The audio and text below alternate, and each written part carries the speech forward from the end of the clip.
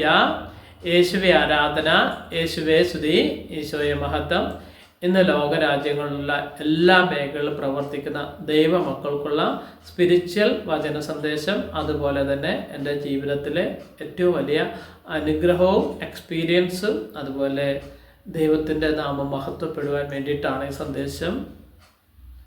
എല്ലാ ദൈവമക്കളെയും ദൈവം അനുഗ്രഹിക്കട്ടെ. കർത്താവായ യേശുക്രിസ്തുവിൻ്റെ നാമത്തിൽ നിങ്ങൾക്ക് എല്ലാവർക്കും നന്ദി പറയുന്നു. കാരണം നമ്മളിപ്പോൾ ഈ സന്ദേശത്തിൽ വന്നിരിക്കുന്നത് ഈശോയുടെ നാമധേയത്തിൻ്റെ ശക്തിയാൽ മാത്രമാണ്. ഞാനിന്ന് ജീവിച്ചിരിക്കുന്നുണ്ടെങ്കിൽ അത് ക്രിസ്തുവിൻ്റെ നാമത്തിൻ്റെ ശക്തിയിൽ മാത്രമാകുന്നു. എൻ്റെ രണ്ടാം ജന്മം, മേ ബി രണ്ടല്ല, മൂന്നാം ജന്മമാണ് ഇന്ന് ഞാനിവിടെ ഇരിക്കുന്നത്. ഒന്നാമത്തെ മനുഷ്യൻ മരിച്ചു, പിന്നീട് ഉയർത്തെഴുന്നേറ്റു. അവിടെയും ഒരു മരണത്തിൻ്റെ കെണി ഉണ്ടായിരുന്നു, പക്ഷെ ദൈവം എന്നെ അവിടെ നിന്ന് രക്ഷിച്ചു. ഇപ്പോൾ തേർഡ് ലൈഫ് എന്ന് പറയാം, മൂന്നാമത്തെ ഉയർപ്പാണ് എൻ്റെത്. അപ്പോൾ എന്തുകൊണ്ട് എന്ന് ചോദിച്ചാൽ, ഈ ഭൂമിയിലെ പല കാര്യങ്ങളും എനിക്ക് നിങ്ങൾക്കും ആക്സെപ്റ്റബിൾ അല്ല. ചില സമയം നമ്മൾ അതിനെതിരായിട്ട് പോരാടും, ചിലപ്പോൾ പ്രവർത്തിക്കും, ചിലത് സംസാരിക്കും, തിന്മയുടെ ശക്തിക്കെതിരായിട്ട് സംസാരിക്കും. അപ്പോൾ തീർച്ചയായിട്ടും അവിടെ പൈശാചിക ശക്തികളുണ്ടാകും എന്ന് നിങ്ങൾക്കും എനിക്കും അറിയാവുന്ന അതുപോലെ തന്നെയാണ് ജീവിതത്തിൻ്റെ കാര്യങ്ങൾ. നമ്മൾക്കെല്ലാവർക്കും ഉള്ള പ്രയാസം തന്നെയാണ്. അപ്പോഴെങ്കിലും നമ്മുടെ പിതാവ് നമ്മളെ സംരക്ഷിക്കും എന്നൊരു ഉറപ്പ് എനിക്കുണ്ടായിരുന്നു. ആ പിതാവിൻ്റെ ആ കുദാശയിലൂടെയാണ് ഞാനിന്ന് ജീവനോടെ ഈ ഭൂമിയിൽ ഇരിക്കുന്നതിൻ്റെ ഒന്നാമത്തെ കാര്യം.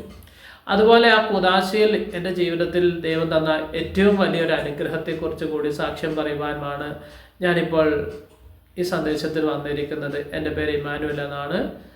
ദൈവത്തിൻ്റെ ആത്മാവിൻ്റെ ശക്തിയാലാണ് ഈ സന്ദേശം നിങ്ങൾക്ക് വേണ്ടി അർപ്പിക്കുന്നത്. നിങ്ങൾക്ക് എല്ലാവർക്കും തമ്പുരാൻ്റെ കൃപ നിറയാൻ വേണ്ടി പ്രാർത്ഥിക്കുന്നു. തമ്പുരാൻ്റെ വലിയൊരു സ്നേഹം നിറയാൻ വേണ്ടി, അവിടുത്തെ കരുണ വർഷിക്കാൻ വേണ്ടി പ്രാർത്ഥിക്കുന്നു. കർത്താവായ പൊന്നു തമ്പുരാനെ നമ്മുടെ അപ്പനായിട്ട്, നമ്മുടെ ജീവിതത്തിൻ്റെ രാജാവായി, നമ്മുടെ ജീവിതത്തിൻ്റെ സാരഥിയായി, നായകനായി നിങ്ങൾ ആരാണ് കാണുന്നത്, അവരെ ദൈവം അനുഗ്രഹിച്ചിരിക്കും, ഉറപ്പ്. ഞാനെന്ന എളിയ മനുഷ്യനെ ദൈവം എത്രത്തോളം സ്നേഹിക്കുന്നുവെങ്കിൽ നിങ്ങളുടെയൊക്കെ ജീവിതത്തിൽ എത്രത്തോളം ദൈവം സ്നേഹിക്കുന്നുവെന്ന് നിങ്ങൾക്ക് പറഞ്ഞറിയിക്കാൻ പറ്റത്തില്ല. അത്രയേറെ അനുഗ്രഹങ്ങൾ നിങ്ങളുടെ ജീവിതത്തിൽ ദൈവം തന്നിട്ടുണ്ട്. അപ്പോൾ പ്രധാനമായിട്ടും ഇന്ന് പറയാൻ ആഗ്രഹിക്കുന്ന വിശുദ്ധ കുർബാനയെക്കുറിച്ച് തന്നെയാണ്. വിശുദ്ധ കുർബാനയിൽ കർത്താവിൻ്റെ പ്രവൃത്തി, കർത്താവിൻ്റെ പ്രവർത്തനം ഏതൊക്കെ രീതിയിലാണ് ഒരുപാട് പറയാനുണ്ട്. എൻ്റെ ആത്മീയ നോളജിൽ വെച്ച് കിട്ടുന്ന കുറച്ച് കാര്യങ്ങൾ മാത്രമാണ് ഞാനിപ്പോൾ പറയുന്നത്. ഒരുപാട് പറയാൻ ബ്രദറിനുണ്ട്, ഒരുപാട് സന്ദേശങ്ങളുണ്ട്. പക്ഷേ ഇപ്പോൾ ഞാനത് ചുരുക്കി കുറച്ച് കാര്യങ്ങൾ മാത്രമേ ഇപ്പോൾ പറയാൻ ആഗ്രഹിക്കുന്നുള്ളൂ. പിന്നീട് വിശുദ്ധ കുർബാനയെക്കുറിച്ച് വ്യക്തമായി വളരെ പഠിച്ച് എക്സ്പീരിയൻസിലൂടെ ഒരു സന്ദേശം ബ്രദർ സമർപ്പിക്കുന്നതായിരിക്കും. അത് പഠിച്ച് എക്സ്പീരിയൻസിലൂടെ മാത്രമായിരിക്കും. എൻ്റെ ജീവിത അനുഭവത്തിലൂടെ ഒരുപാട് മക്കളുടെ ജീവിത അനുഭവം, ശുശ്രൂഷ ജീവിതത്തിൽ ഒരുപാട് മക്കളുടെ ജീവിത അനുഭവത്തിലൂടെ ആയിരിക്കും ആ ശുശ്രൂഷ ബ്രദർ സമർപ്പിക്കുക. ഇത് ബ്രദറിൻ്റെ ലൈഫിലെ ഒരു എക്സ്പീരിയൻസ്, ഒരു അനുഭവമാണ് ബ്രദർ സാക്ഷ്യമായിട്ട് സന്ദേശമായി സമർപ്പിക്കുന്നത്. അപ്പോൾ വിശുദ്ധ കുർബാനയിൽ നമുക്ക് കിട്ടുന്ന ഒന്നാമത്തെ അനുഗ്രഹമാണ് ദൈവമക്കളാകുവാനുള്ള വലിയ ഒരു കൃപ. ദൈവമക്കൾ, കാരണം വിശുദ്ധ കുർബാനയിലൂടെ നിങ്ങൾ ദൈവത്തിൻ്റെ സ്വന്തം മക്കളായി മാറിയിരിക്കുന്നു. വിശുദ്ധ കുർബാനയില്ലെങ്കിൽ നിങ്ങൾ അടുത്ത വ്യക്തിയുടെ മക്കളായി മാറിയിരിക്കുന്നു. അത് ഞാൻ പറയില്ല, അത് നിങ്ങൾക്ക് എല്ലാവർക്കും അറിയാവുന്ന ഒരു കാര്യമാണ്. കാരണം ദൈവമില്ലെങ്കിൽ അടുത്തയാൾ തീർച്ചയായിട്ടും നെഗറ്റീവ് അർത്ഥായിരിക്കും, നെഗറ്റീവ് എനർജി ആയിരിക്കും, നിങ്ങളുടെ അശുദ്ധിയിലേക്കും അന്ധകാരത്തിലേക്ക് നയിക്കുന്ന ശക്തിയായിരിക്കും. അപ്പോൾ വിശുദ്ധ കുർബാനയിലൂടെ നമുക്ക് പരിശുദ്ധാത്മാവിനെ തരുന്നു. എന്താണ് പരിശുദ്ധാത്മാവിനെ തരുന്നു? പരിശുദ്ധാത്മാവാണ് നിങ്ങളുടെ ഹൃദയത്തെ, ജീവിതത്തെ, നിങ്ങളുടെ എല്ലാത്തിൻ്റെയും നിയന്ത്രിതാവ്, രക്ഷിതാവ്, ഗുരു, നാഥൻ. അതാണ് ഈശോയുടെ ആത്മാവിൻ്റെ ശക്തി. അപ്പോൾ വിശുദ്ധ കുർബാനയിലൂടെ ദൈവം നമുക്ക് തരുന്നു. ഒന്നാമത്തെ കാര്യം ദൈവമക്കളാകുവാനുള്ള അനുഗ്രഹം തരുന്നു. 2 പരിശുദ്ധാത്മാവിനെ തരുന്നു. പിന്നീട് ജ്ഞാനവും വിവേകവും നിങ്ങൾക്ക് തന്ന് അനുഗ്രഹിക്കുന്നു. അതുപോലെ നിങ്ങളുടെ ചിന്താശക്തി, നിങ്ങളുടെ എല്ലാ മേഖലയെയും, നിങ്ങളുടെ ബുദ്ധിശക്തി, നിങ്ങൾ ചെയ്യുന്ന എല്ലാ മേഖലകളിലും ദൈവത്തിൻ്റെ വലിയൊരു സാന്നിധ്യം നിങ്ങൾക്ക് അനുഭവപ്പെടും. അതാണ് സത്യം. നിങ്ങൾ പഠിക്കുന്ന മേഖല, നിങ്ങൾ ചെയ്യുന്ന മേഖലകളിൽ നിങ്ങൾ പോകുന്ന മേഖലകൾക്ക് കർത്താവിൻ്റെ സാന്നിധ്യം ഉണ്ടാകും. എൻ്റെ ജീവിതത്തിൽ ഉണ്ടായിട്ടുണ്ട്. കാരണം അത് പ്രധാനമായിട്ടും ഞാൻ പറയാൻ ആഗ്രഹിക്കുന്നത്, ഞാനൊരു വർഷങ്ങളായിട്ട് ആഗ്രഹിക്കുന്ന ഒരു കാര്യമായിരുന്നു സ്വന്തമായിട്ടൊരു ഭവനം എന്നൊരു സ്വപ്നം. എനിക്ക് ഒരിക്കലും തലകുത്തി പറഞ്ഞാൽ നടക്കാത്തൊരു കാര്യമാണ്. ജോലിയുണ്ട്, സമ്പാദ്യമുണ്ട് എന്നൊക്കെ നമ്മൾ പറയും. പക്ഷേ ഈ പറഞ്ഞ കാര്യം, ഈ ഒരു ടാർഗറ്റിലേക്ക് എത്തിച്ചേരുക പറഞ്ഞാൽ വളരെ റിസ്ക് ഉള്ള ഒരു കാര്യമാണ്. അപ്പോൾ അങ്ങനെ ഞാൻ സമ്പാദ്യമാണെങ്കിൽ വലിയ സമ്പാദ്യമില്ല, ജോലിയാണെങ്കിൽ വലിയ ജോലിയില്ല. പക്ഷെ എങ്കിലും നമ്മുടെ ജീവിതം കൊണ്ടുപോകുവാനുള്ള കാര്യങ്ങൾ ക്രമീകരിക്കുവാനുള്ള ജോലിയുണ്ട്. അതിനുള്ള സാമ്പത്തികം ദൈവം തരുന്നുണ്ട്. ദൈവത്തിൻ്റെ സാന്നിധ്യമാണ് അതെല്ലാം. ദൈവത്തിൻ്റെ വലിയൊരു ദാനമാണ് എല്ലാം എന്ന് ഞാൻ പറയുന്നത്. ദൈവത്തിൻ്റെ ദാനമാണ്, അല്ലാണ്ട് എൻ്റെ കഴിവോ അധ്വാനമോ പ്രയത്നമോ ഒന്നുമല്ല. തമ്പുരാൻ തരുന്ന ദാനമാണല്ല. അതാണ് വിശുദ്ധ കുർബാനയിൽ നമുക്ക് കിട്ടുന്ന വലിയൊരു പവർ. ഹോളി സ്പിരിറ്റ്, പരിശുദ്ധാത്മാവിനെ നമുക്ക് തരുന്നു. ആ പരിശുദ്ധാത്മാവാണ് നമ്മളെ നയിക്കുന്നത്. എൻ്റെ ജീവിതത്തിൽ എന്നെ നയിക്കുന്നത് എൻ്റെ കർത്താവിൻ്റെ ആത്മാവ് തന്നെയാണ്. വേറെ എനിക്ക് വലിയ കഴിവോ കാര്യങ്ങളോ വലിയ വലിയ ആളുകളോ പ്രസ്ഥാനങ്ങളോ ആയിട്ട് ഒരു സ്വാധീനമോ ഒരു അധികാരവും ഇല്ലാത്ത വ്യക്തിയാണ് ഞാൻ. അപ്പോൾ കർത്താവാണ് എൻ്റെ രാജാവ്, കർത്താവാണ് എൻ്റെ സ്വാധീനം, കർത്താവാണ് എൻ്റെ ഇടയൻ. സങ്കീർത്തനം 23:1 നിങ്ങൾക്കറിയാം. കർത്താവിനെ ആശ്രയിക്കുന്ന ഒരാൾക്കൊരു കുറവും വരികയില്ല. വായിക്കുക, വചനത്തിലുണ്ട് കൃത്യമായിട്ട്. കർത്താവാണ് എൻ്റെ ഇടയൻ, എനിക്കൊന്നിനും കുറവുണ്ടാകുകയില്ല. കർത്താവ് നിങ്ങളുടെ ഇടയനാണെങ്കിൽ നിങ്ങൾക്കൊന്നിനും കുറവുണ്ടാകുകയില്ല എന്ന് ഞാൻ ഹൃദയം തുറന്ന് പറയുന്നത്. കർത്താവ് ഇടയൻ ആകണമെങ്കിൽ നിങ്ങൾ എല്ലാ ദിവസവും വിശുദ്ധ കൂദാശയിലേക്ക് പ്രവേശിക്കുക. എല്ലാ ദിവസവും, ആഴ്ചയിലും മാസത്തിലും ഒരു കുർബാനയല്ല, എല്ലാ ദിവസവും പ്രഭാതത്തിൽ എഴുന്നേറ്റ് തമ്പുരാൻ്റെ അടുത്ത് പോയി എളിമപ്പെട്ട് പ്രാർത്ഥിക്കുക. നിങ്ങളിൽ ആർക്കാ പറ്റുക അത്? ഈ സന്ദേശം കേൾക്കുന്ന 100-ൽ ഒരാൾക്ക് പോലും അത് സാധിക്കുന്നില്ല. എല്ലാ ദിവസവും കൃത്യമായിട്ട് കർത്താവിൻ്റെ സന്നിധിയിൽ പോയി പ്രാർത്ഥിക്കാൻ നിങ്ങൾക്ക് ആർക്കെങ്കിലും സാധിക്കുന്നുണ്ടോ? ഇല്ല. 1-2 വ്യക്തികൾക്ക് മാത്രമായിരിക്കും സാധിക്കുക. പക്ഷെ അത് കൃത്യമായിട്ട് പറ്റത്തില്ല. ഒരു ദിവസം പോകും, 3-ാം ദിവസം ഇല്ല, 5 ദിവസം കഴിയും, 6-ാം ദിവസം ഉണ്ടാവത്തില്ല. അങ്ങനെ ആയിരിക്കും സിസ്റ്റം. അതല്ല ഞാൻ ഉദ്ദേശിക്കുന്നത്. എല്ലാ ദിവസവും. കാരണം പ്രഭാതത്തിൽ എഴുന്നേറ്റ് സൃഷ്ടാവിനെ ആരാധിക്കുക എന്നാണ് പറയുന്നത്. അതാണ് സൃഷ്ടാവിനെ ആരാധിക്കുന്ന ആരാധനയാണ് വിശുദ്ധ കുർബാന. യേശുവി ആരാധന, യേശുവേ സ്തുതി, ഈശോയെ മഹത്വം. എങ്കിൽ നിങ്ങൾക്ക് ചോദിച്ചതെല്ലാം ദൈവം തരും. എൻ്റെ ജീവിതത്തിൽ എനിക്ക് തന്നിട്ടുണ്ട്. ഞാൻ വർഷങ്ങളായിട്ട് ആഗ്രഹിച്ച ഭവനം എന്ന സ്വപ്നം, സമ്പാദ്യമില്ല, ജോലിയില്ല, വലിയ ഒന്നുമില്ല. പക്ഷേ എൻ്റെ കൂടെ പ്രാർത്ഥിക്കുന്ന ഒരു സഹോദരിയോട് ഞാൻ എൻ്റെ പ്രയാസം പറഞ്ഞു. ദൈവത്തോട് ആദ്യം പറഞ്ഞു, പിന്നെ സഹോദരിയോട് ഞാൻ അറിയിച്ചു. എനിക്കൊരാഗ്രഹമുണ്ട്, മരിക്കുന്നതിന് മുമ്പായിട്ട് സ്വന്തമായിട്ടൊരു ഭവനം വേണമെന്നൊരാഗ്രഹം. അങ്ങനെ ഞാൻ പറയുമ്പോൾ അവരുടെ ഹൃദയത്തിൽ അത് വളരെ വലിയൊരു പെയിൻ ഉണ്ടായെന്നും എനിക്ക് മനസ്സിലാക്കാൻ സാധിച്ചു. അപ്പോൾ എൻ്റെ വിഷമം എന്ന് പറയുന്നത് എന്താ? നമ്മുടെ സ്വന്തം ഭവനത്തിൽ കിടന്നുറങ്ങുമ്പോൾ ഒരു സുഖം, ഒരു പ്രത്യേക സുഖമുണ്ട്. അപ്പൻ്റെ അമ്മയുടെ കുടുംബക്കാരിയ മറ്റു വസ്തുവകകൾ ഉറങ്ങുന്നത് പോലെ അല്ല. സ്വന്തമായിട്ട് നമ്മൾ ഒരു ഭവനം വാങ്ങി അതിലൊരു ദിവസം ഉറങ്ങുമ്പോൾ ഒരു സന്തോഷം, ഒരു ആത്മാനന്ദം, ആത്മീയ സന്ദേശം, ഒരു ആത്മീയ സന്തോഷം നമുക്ക് അനുഭവപ്പെടും. അത് സത്യമാണ്. അപ്പോൾ ഞാൻ ആ സഹോദരിയോട് പറഞ്ഞു, എനിക്ക് ഒരേ ഒരു ആഗ്രഹം മാത്രമേ ഉള്ളൂ മരിക്കുന്നതിന് മുമ്പായിട്ട്. ഇപ്പോൾ മുമ്പ് അങ്ങനെയായിരുന്നല്ലോ. മുമ്പ് ഒരാഗ്രഹം ഉണ്ടായിരുന്നുള്ളൂ മരിക്കുന്നതിന് മുമ്പായിട്ട്. യേശുക്രിസ്തുവിനെ രക്ഷിതാവ് നാഥനുമായി സ്വീകരിച്ച് മരിക്കുക എന്നതായിരുന്നു എൻ്റെ ആദ്യത്തെ ആഗ്രഹം. പക്ഷെ ആ ആഗ്രഹം കർത്താവ് എനിക്ക് സാധിച്ചെത്തുന്നു. മരിക്കേണ്ടി വന്നിട്ടില്ല, എന്നും ജീവിച്ചിരിക്കുന്നുണ്ട്. അപ്പോൾ അത് വലിയൊരു അനുഗ്രഹമാണ്. പിന്നീട് സെക്കൻഡ് എൻ്റെ ആഗ്രഹം സ്വന്തമായിട്ടൊരു ഭവനം വേണമെന്ന് വലിയൊരു ആഗ്രഹമായിരുന്നു. മരിക്കുന്നതിന് മുമ്പായിട്ടുള്ളൊരു ആഗ്രഹമായിരുന്നു. പക്ഷേ ട്രസ്റ്റോ ഭാരവാഹികളോ ഒന്നും എന്നെ സഹായിക്കത്തില്ല. അവരുടെ ദൃഷ്ടിയിൽ ഞാൻ വലിയ സമ്പന്നനാണ്. പക്ഷേ അത് ഞാൻ ദൈവത്തോട് നന്ദി പറയുന്നു. ഒരിക്കലും എന്നെ സഹായിക്കാൻ ഒരു ട്രസ്റ്റോ ഭാരവാഹികളോ ഒരാളും വരത്തില്ല എന്നും ലഭിക്കില്ല എന്നും എനിക്ക് 100% ജെന്യുവനായിട്ട് ബോധ്യപ്പെട്ടു. ഞാൻ എൻ്റെ കർത്താവിൻ്റെ സന്നിധിയിൽ മടക്കാൻ തുടങ്ങി, പ്രാർത്ഥിക്കാൻ തുടങ്ങി, ആരാധിക്കാൻ തുടങ്ങി.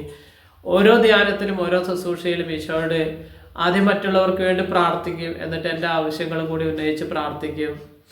അതിൻ്റെ ഫലമായി കർത്താവ് ആ കുർബാനയുടെ ശക്തിയിലൂടെ, ആ പരിശുദ്ധാത്മാവിൻ്റെ പ്രവർത്തനത്തിലൂടെ സ്വന്തമായിട്ടൊരു ഭവനം 2025 എന്ന ഈ വർഷം എനിക്ക് വാങ്ങാൻ സാധിച്ചു. അത് ദൈവത്തിൻ്റെ വലിയൊരു അത്ഭുതമാണ്. ഒരിക്കലും സാധിക്കുന്ന ഒരു കാര്യമല്ല. സമ്പത്താണെങ്കിൽ ഒന്നുമില്ല, എങ്ങനെ വാങ്ങും, എങ്ങനെ മുന്നോട്ട് പോകും? അവൾ ആ സഹോദരി പറഞ്ഞു, ഡോൺ വറി, നിങ്ങൾ വിഷമിക്കേണ്ട, ദൈവം നിങ്ങളെ മാനിക്കുന്ന ഒരു വ്യക്തിയാണ്. നിങ്ങൾ ദൈവത്തിന് വേണ്ടി ഒരുപാട് കാര്യങ്ങൾ ചെയ്യുമ്പോൾ ആ ദൈവം നിങ്ങൾക്ക് വേണ്ടത് തരാതിരിക്കില്ല, നിങ്ങൾക്ക് തരും. ഒരു പോസിറ്റീവ് സപ്പോർട്ട് തന്നു. അങ്ങനെ ആ സഹോദരിയും എനിക്ക് വേണ്ടി ശക്തമായിട്ട് പ്രാർത്ഥിക്കുന്നുണ്ടായിരുന്നു. കർത്താവിൻ്റെ സന്നിധിയിൽ മുട്ടുമേ എന്ന് പ്രാർത്ഥിക്കുന്നുണ്ടായിരുന്നു. അങ്ങനെ അപ്രതീക്ഷിതമായിട്ട് ദൈവം എന്നെ ഒരു ഭവനം കാണിച്ചു തന്നു. അവിടെ പോകാനും ഇടപെടാനും കാര്യങ്ങളൊക്കെ ക്രമീകരിക്കാനും അവരുമായിട്ട് സംസാരിക്കാനൊക്കെ സാധിച്ചു. അതിൻ്റെ ഫലമായി അവർ എന്നോട് പറഞ്ഞു, സാരമില്ല, നിങ്ങൾക്ക് തന്നെ ഈ ഭവനം ഞങ്ങൾ തരാൻ ആഗ്രഹിക്കുന്നു, നിങ്ങൾ ബാക്കി പ്രൊസീജിയറും കാര്യങ്ങളൊക്കെ എത്രയും പെട്ടെന്ന് ചെയ്തോളാൻ പറഞ്ഞു. അപ്പോൾ അതിൻ്റെ ഫലമായ ദൈവം എനിക്ക് വലിയ കുഴപ്പമില്ലാത്ത നല്ല വൃത്തിയും വെടുപ്പും ഐശ്വര്യമുള്ള എല്ലാ സൗകര്യങ്ങളും അടങ്ങിയ നല്ലൊരു ഭവനവും സജ്ജീകരണങ്ങളും എൻ്റെ പിതാവ് എനിക്ക് തന്ന് അനുഗ്രഹിച്ചു. അതിന് ഞാൻ ദൈവത്തോട് നന്ദി പറയുന്നു. ഒരിക്കലും എന്നെക്കൊണ്ട് സാധിക്കുന്ന ഒരു കാര്യമല്ല. മാനസിക നിലയിൽ ഒരിക്കലും സാധ്യമല്ല. കാരണം അതാണ് എൻ്റെ ബാക്ക്ഗ്രൗണ്ട്, എൻ്റെ ലൈഫിലെ ട്രാജഡി. അത് ഈ ലോകത്തോട് പറഞ്ഞാൽ ലോകം പുച്ഛിക്കും, പരിഹസിക്കും. പക്ഷെ തമ്പുരാൻ സ്നേഹിക്കും, തമ്പുരാൻ ലാളിക്കും, തമ്പുരാൻ സംരക്ഷിക്കും. അതാണ് തമ്പുരാൻ്റെ സ്നേഹം. തമ്പുരാൻ്റെ സ്നേഹം അതാണ്. അപ്പോൾ വിശുദ്ധ കുർബാനയിലൂടെ കർത്താവ് തരുന്നതാണ് പരിശുദ്ധാത്മാവ്. പരിശുദ്ധാത്മാവിൻ്റെ ശക്തിയാലാണ് ആ ഭവനം എനിക്ക് വാങ്ങാൻ സാധിച്ചത്. പരിശുദ്ധാത്മാവിൻ്റെ പ്രവർത്തനത്തിലൂടെയാണ് ആ ഭവനം എനിക്ക് വാങ്ങാൻ സാധിച്ചത്. ഈശോയുടെ വലിയൊരു സാന്നിധ്യം. അതുപോലെ ആ ഭവനത്തിൻ്റെ എല്ലാ പ്രൊസീജിയർ വർക്കും എല്ലാ പേപ്പർ വർക്കും ചെയ്യുന്ന സമയത്തും ഞാൻ രാവിലെ പുലരിയിൽ, അന്ന് എനിക്ക് ചിലപ്പോൾ ഇവിടെ നിന്ന് ഒരുപാട് ദൂരമുണ്ട്, ഞാൻ താമസിക്കുന്ന അവിടെ നിന്ന് 4.5 മണിക്കൂർ ട്രാവൽ ചെയ്തിട്ടാണ് അവിടെ എത്തേണ്ടത്. അപ്പോൾ രാവിലെ ഞാൻ എഴുന്നേറ്റ്, സാധാരണ ഞാൻ 7:30 കുർബാനക്ക് പോകുന്നുണ്ടെങ്കിൽ അന്നത്തെ ദിവസം ഞാൻ 4:30 എഴുന്നേറ്റ് 5:30 കുർബാന കൂടി പ്രാർത്ഥിച്ചൊരുങ്ങിയിട്ടാണ് അത്ര ദൂരത്തേക്ക് യാത്ര ചെയ്ത് അത് ക്രമീകരിച്ച് അതിൻ്റെ എല്ലാ വർക്കും, അന്ന് മുതൽ ഇന്ന് വരെയുള്ള എല്ലാ ഓഡിറ്റിംഗ് വർക്കും എല്ലാ പേപ്പർ വർക്കും എന്ത് കാര്യം ചെയ്യുക, രജിസ്ട്രേഷൻ അടക്കം ചെയ്യുന്ന കാര്യത്തിനും ആദ്യം ഞാൻ പ്രഭാതത്തിൽ എഴുന്നേറ്റ് എൻ്റെ കർത്താവിൻ്റെ സന്നിധിയിലേക്ക് പോയി മുട്ടുമടക്കി പ്രാർത്ഥിക്കും. എന്നിട്ട് ഈശോയോട് പറയും, അമ്മയോട് പറയും. കാരണം പരിശുദ്ധ അമ്മ മാതാവിൻ്റെ വലിയൊരു വിശുദ്ധ ദേവാലയത്തിലാണ് ഞാൻ കുർബാന കൂടി പ്രാർത്ഥിക്കുന്നത്. അമ്മയോട് ഞാൻ പറയും, അമ്മേ എൻ്റെ കൂടെ വരണം. ഈശോയോട് പറയും, ഈശോയെ എൻ്റെ കൂടെ വരണം. രണ്ടുപേരും എൻ്റെ കൂടെ വന്നേ പറ്റത്തുള്ളൂ. വന്നിട്ട് അതിൻ്റെ എന്താണ് ആവശ്യം, എന്താണ് കാര്യങ്ങൾ, അതെല്ലാം ഒന്ന് ആത്മപരിശോധന നടത്തി എനിക്കത് ക്രമപ്പെടുത്തി തരണം. അല്ലാണ്ട് ഞാൻ പോകത്തില്ല, എൻ്റെ കൂടെ തന്നെ വരണം. വിശുദ്ധ കുർബാന കഴിഞ്ഞപാട് ഞാൻ രണ്ടുപേരും വിളിച്ച് എൻ്റെ കൂടെ തന്നെ കൊണ്ടുപോകും. പക്ഷെ അതെൻ്റെ വിശ്വാസം. നിങ്ങൾക്ക് എല്ലാവർക്കും അങ്ങനെയാണോ എന്ന് അറിയത്തില്ല. ഞാൻ പറഞ്ഞു, എൻ്റെ കൂടെ വന്നേ പറ്റത്തുള്ളൂ. എൻ്റെ അമ്മയും എൻ്റെ ഈശോയും എൻ്റെ കൂടെ വന്ന് എനിക്കത് സാധിച്ചു തരണം. അങ്ങനെ പറഞ്ഞിട്ട് ഞാൻ യാത്ര തുടങ്ങും. അന്നത്തെ ദിവസം ആ കാര്യങ്ങളെല്ലാം വളരെ ഭംഗിയായി, വളരെ സന്തോഷപ്രദമായിട്ട്, ഒരു തടസ്സമില്ലാത്ത രീതിയിൽ എനിക്ക് ആ കാര്യങ്ങൾ ക്രമീകരിച്ച് എൻ്റെ മാതാവും എൻ്റെ ഈശോയും തന്നിട്ടുണ്ട്. അതിന് ഞാൻ ദൈവത്തോട് നന്ദി പറയുന്നു. നമുക്ക് ദൈവവചനത്തിലേക്ക് പ്രവേശിക്കാം. വിശുദ്ധ ഗ്രന്ഥം ലൂക്ക 22-ാം അധ്യായം 19 മുതൽ 20 വരെയുള്ള തിരുവാക്യങ്ങൾ. പിന്നെ അവൻ അപ്പം എടുത്ത് കൃതജ്ഞതാസ്തോത്രം ചെയ്ത് മുറിച്ച് അവർക്ക് കൊടുത്തുകൊണ്ട് അരുളി ചെയ്തു, ഇത് നിങ്ങൾക്ക് വേണ്ടി നൽകുന്ന എൻ്റെ ശരീരമാണ്, എൻ്റെ ഓർമ്മയ്ക്കായി ഇത് ചെയ്യുവിൻ. അപ്രകാരം തന്നെ അത്താഴത്തിന് ശേഷം അവൻ പാനപാത്രം എടുത്തുകൊണ്ട് അരുളി ചെയ്തു, ഈ പാനപാത്രം നിങ്ങൾക്ക് വേണ്ടി ചിന്തപ്പെടുന്ന എൻ്റെ രക്തത്തിലുള്ള പുതിയ ഉടമ്പടിയാണ്. കാരണം കർത്താവിൻ്റെ ആ വലിയൊരു സ്നേഹം നമ്മൾ ആസ്വദിക്കാതെ നമ്മൾ ഈ ലോകത്തിലെ നശ്വരമായ വസ്തുവിൻ്റെ പിന്നാലെ മാത്രം പോയാൽ അത് പരാജയത്തിലേക്കായിരിക്കും. അപ്പോൾ അനശ്വരമായ ദൈവത്തിൻ്റെ സാന്നിധ്യത്തിലൂടെ നിങ്ങൾ നശ്വരമായ വസ്തുവിൻ്റെ പിന്നാലെ പോകാം, കുഴപ്പമില്ല. കാരണം ദൈവത്തിൻ്റെ സാന്നിധ്യം, ഓരോ കാര്യത്തിനും ദൈവത്തിൻ്റെ സാന്നിധ്യം ആവശ്യമാണ്. നമ്മുടെ ബുദ്ധിയേക്കാൾ വലിയ ശക്തിയാണ് കർത്താവിൻ്റെ ശക്തി, കർത്താവിൻ്റെ പ്രവർത്തനം. നമ്മൾ പല ആളുകളും കർത്താവിനെ മാറ്റി നിർത്തിയിട്ടാണ് പല കാര്യങ്ങൾക്കും പോകുന്നത്. അപ്പോൾ വൻ പരാജയമാണ് അവിടെ അനുഭവപ്പെടുന്നത് എന്ന് നിങ്ങൾക്ക് എല്ലാവർക്കും നിങ്ങളുടെ ആത്മാവിനെ പരിശോധിച്ചാൽ നിങ്ങൾക്ക് അറിയാവുന്ന ഒരു യാഥാർത്ഥ്യമാണ്. അതുപോലെ കഴിഞ്ഞ ദിവസം ഞാൻ അപ്രതീക്ഷിതമായിട്ട് നമ്മുടെ ഫാദർ ഡൊമിനിക്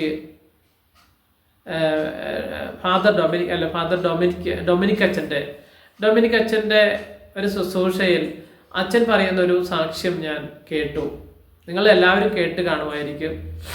നമ്മുടെ തിരുവനന്തപുരത്തുള്ള ഡൊമിനിക് അച്ഛനെ കുറിച്ചാണ് ഞാൻ പറഞ്ഞത്. പിന്നെ ഇടുക്കിയിലുള്ള ഡൊമിനിക് അച്ഛൻ, രണ്ടച്ഛൻ, അതുകൊണ്ട് കൺഫ്യൂഷൻ വേണ്ട. അപ്പോൾ രണ്ടച്ഛന്മാരെ എനിക്ക് ഒരുപാട് ഇഷ്ടമാണ്. രണ്ടല്ല, എല്ലാ വൈദികരെയും ഇഷ്ടമാണ്. കാരണം അവരെല്ലാം കർത്താവിന് വേണ്ടി ഒരുപാട് ത്യാഗം സഹിക്കുന്നുണ്ടല്ലോ.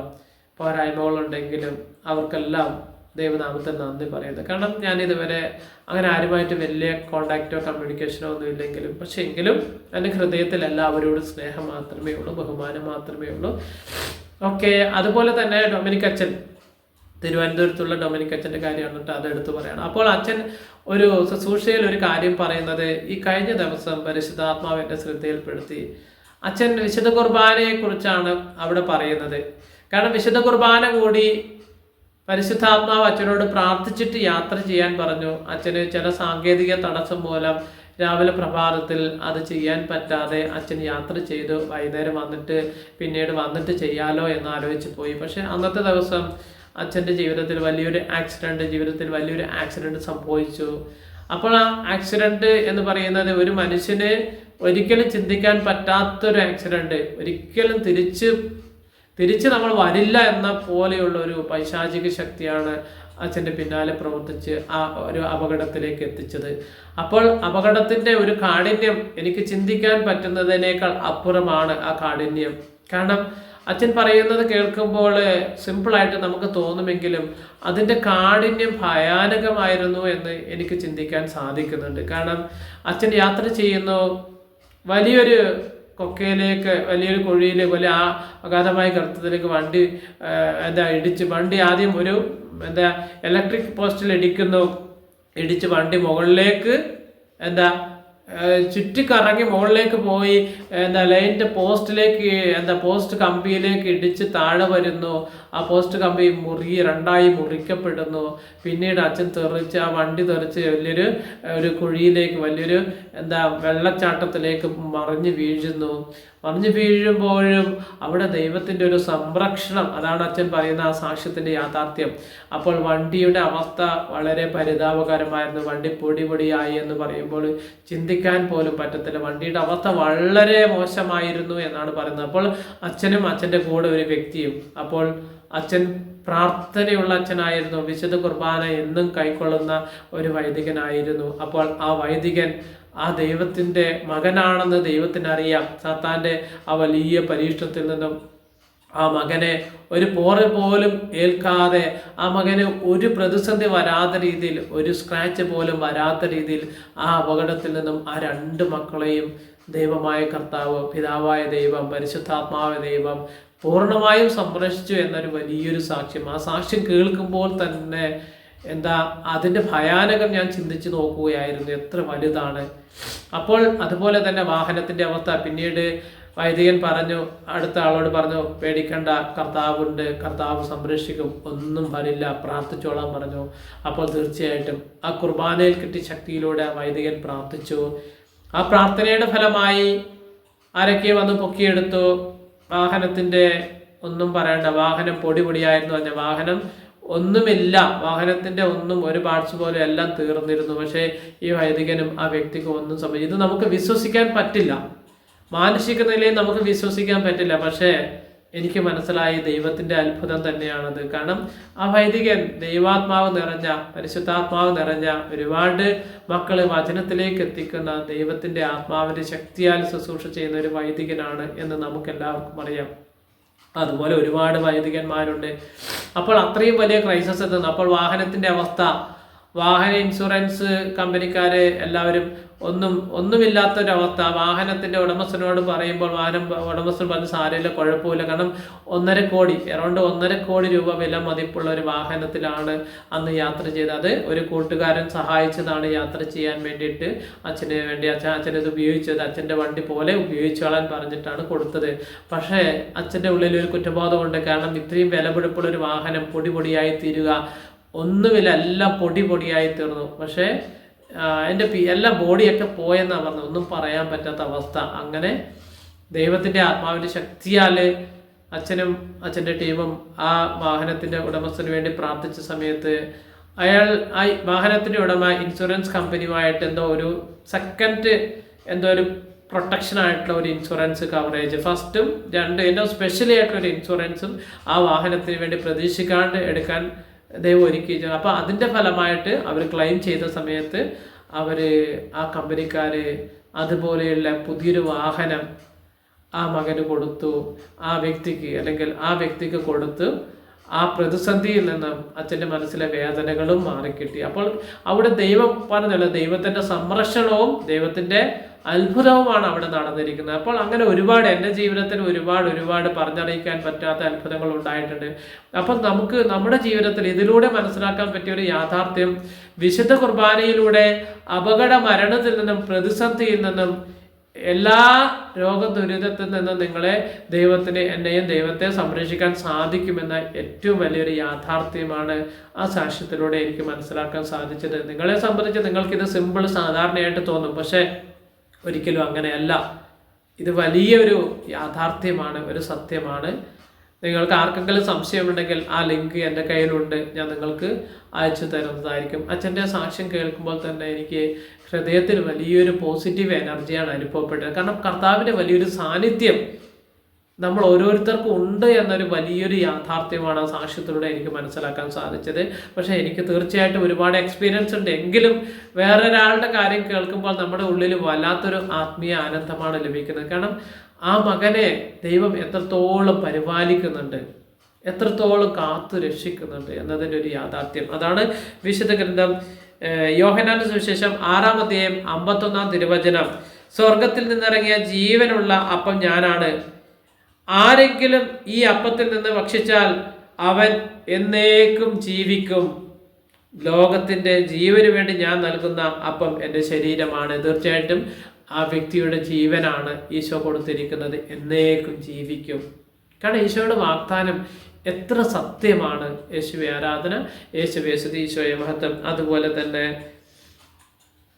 കർത്താവിൻ്റെ രക്തവും ശരീരവും അയോഗ്യമായ രീതിയിൽ സ്വീകരിക്കുന്നവർ പലരും രോഗാവസ്ഥയിലും പ്രതിസന്ധിയിലും ദുർബലരും രോഗികളുമായി മരിച്ചു പോവുകയും ചെയ്തിട്ടുണ്ടെന്ന് ദൈവം നമുക്ക് വെളിപ്പെടുത്തുന്നു. കർത്താവിൻ്റെ വലിയൊരു ശക്തി നമ്മുടെ ജീവിതത്തിലേക്ക് വ്യാപരിക്കാൻ വേണ്ടി നമുക്ക് ഇന്നത്തെ സുപ്രഭാതത്തിൽ പ്രാർത്ഥിക്കാം. ദൈവമേ, ഇന്നത്തെ സുപ്രഭാതത്തിൽ ഈ സന്ദേശം അങ്ങയുടെ ആത്മാവിൻ്റെ ശക്തിയാൽ പറയാൻ അവസരം തന്നതിനെ ഓർത്ത് ഞാൻ അങ്ങയോട് നന്ദി പറഞ്ഞ് പ്രാർത്ഥിക്കുന്നു. കർത്താവ് നമ്മളെ അനുഗ്രഹിച്ചതിനെ ഓർത്ത് നമുക്ക് ദൈവം നമ്മളെ ഏതൊക്കെ വിധത്തിൽ ഓരോ ദിവസവും സംരക്ഷിക്കുന്നു എന്ന് നിങ്ങൾ ഓർക്കുക. അതിനെല്ലാം നമുക്ക് ദൈവത്തോട് നന്ദി പറഞ്ഞ് ഈ സുപ്രഭാതത്തിൽ ദൈവത്തെ ആരാധിച്ചുകൊണ്ട് ദൈവത്തെ മഹത്വപ്പെടുത്തിക്കൊണ്ട് നമുക്ക് യാത്ര ചെയ്യാം. നമുക്കെല്ലാവർക്കും നമ്മുടെ അമ്മയോട് ചേർന്ന് ഒരു മിനിറ്റ് ഒന്ന് പ്രാർത്ഥിക്കാം. നന്മ നിറഞ്ഞ മറിയമേ സ്വസ്തി, കർത്താവ് അങ്ങയുടെ കൂടെ സ്ത്രീകളിൽ അങ്ങ് അനുഗ്രഹിക്കപ്പെട്ടവളാകുന്നു. അങ്ങയുടെ ഉദരത്തിൻ ഫലമായി ഈശോ അനുഗ്രഹിക്കപ്പെട്ടവനാകുന്നു.